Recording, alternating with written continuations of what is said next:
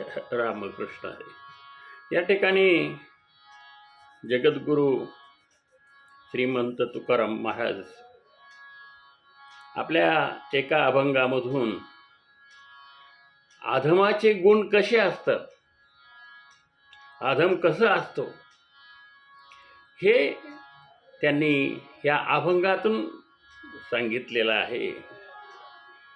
की जे गाढव आहे त्या गाढवाचे जसं मध्ये बदल होत जातो,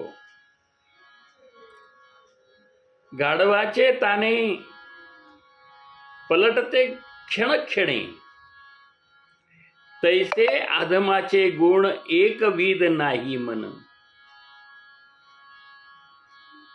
उपजता बरे दिसे, रूप वाढता ते नासे. तुका म्हणे भुंकते वेळे, वेळ आवेळ न कळे. असे हे अधम. महाराज म्हणतात की गाढवाच्या शिगारामध्ये क्षणाक्षणाला बदल झालेला दिसतो. त्याप्रमाणे हे जे काही अधम आहेत ना, ह्या अधम मनुष्याचा स्वभाव त्याप्रमाणे असतो.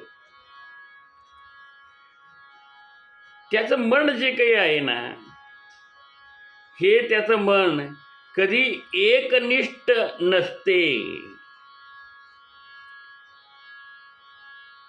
ते सतत बदलत असतं, क्षणाक्षणाला बदलत असतं.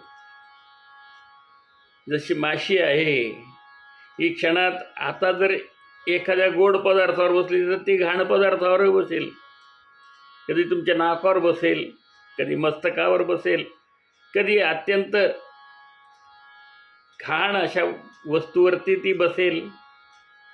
त्याचं मन, त्या माशीचं जे आहे ते जसं क्षणाक्षणाला बदलतं असतं, तसं अधम जे आहेत त्यांचं मन एकनिष्ठ नसतं, एकरूप नसतं. भगवंताशी एकरूप होत नाही, कोणाशी ते एकनिष्ठ नसतात, सतत बदलत असतात. महाराज म्हणतात की गाढवाचं जे पोर आहे जन्मल्यानंतर ते किती सुंदर दिसतं बरं, चांगलं दिसतं ते. पण ते जसं जसं मोठं होत जाईल तस तसं त्याच्यामध्ये बदल होत जातो.